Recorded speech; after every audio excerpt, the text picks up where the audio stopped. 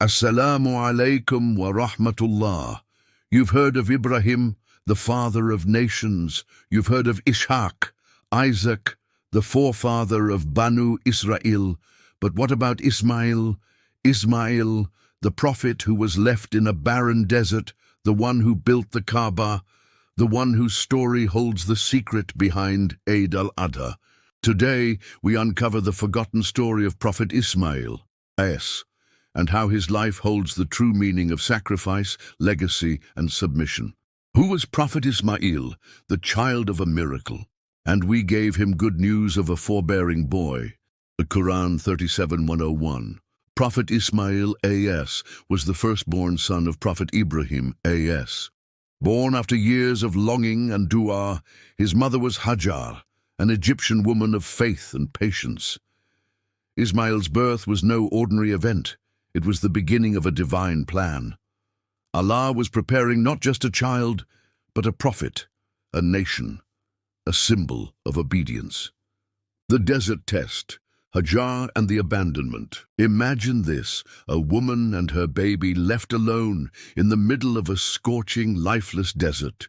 No food, no water, no shelter. Ibrahim walked away after leaving Hajar and Ismail near what would become the Kaaba. Hajar cried out, "Oh, Ibrahim, where are you going? Will you leave us in this valley with no one?" He didn't reply until she asked, "Did Allah command you to do this?" He said, "Yes." And she answered, "Then he will not abandon us." This was the first lesson from Ismail's story: trust in Allah, even when logic fails. The miracle of Zamzam.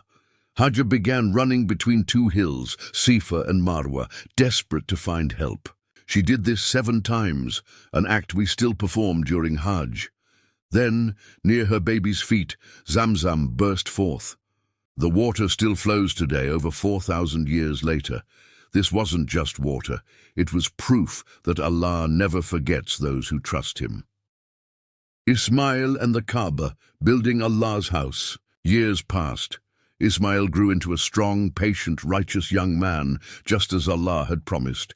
One day his father Ibrahim returned and said, "O Ismail, Allah has commanded me to build a house for him." Together father and son built the Kaaba, stone by stone, and as they built they made dua.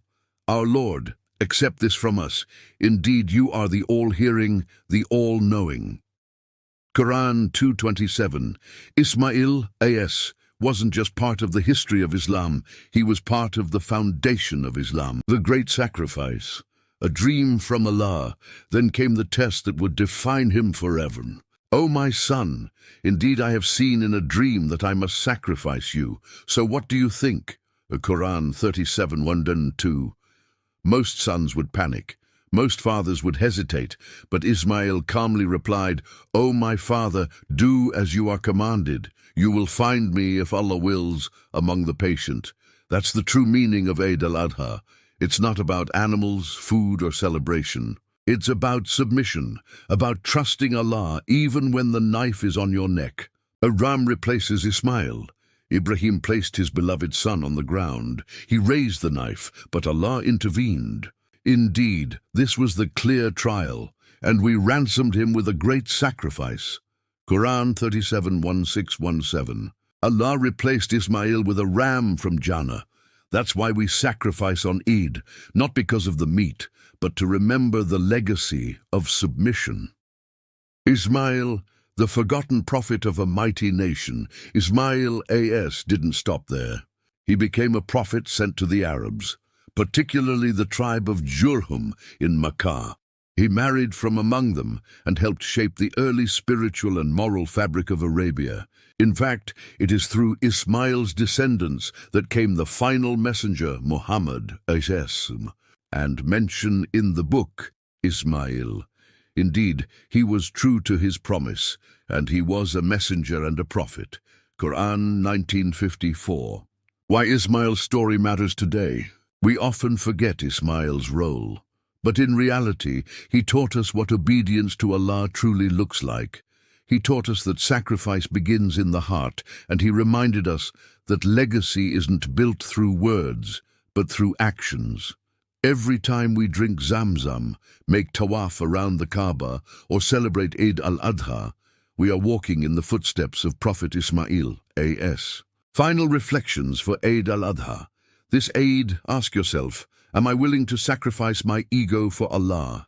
Am I teaching my children faith like Ibrahim taught Ishmael? Am I walking the path of submission or the path of comfort? Eid al-Adha isn't just a festival. It is a test of what you are willing to give up for the sake of Allah. Ya Allah, let us walk in the footsteps of Ismail with patience, obedience and trust. Let us carry the strength of Hajar, the mother of tawakkul. Let our hearts never hesitate when you call us to sacrifice. And let our families become people of submission, sincerity and faith. Ameen. Don't forget to like, comment, Ameen, and subscribe for more Islamic stories and reflections. Next episode, the rise of Ibrahim, the father of prophets.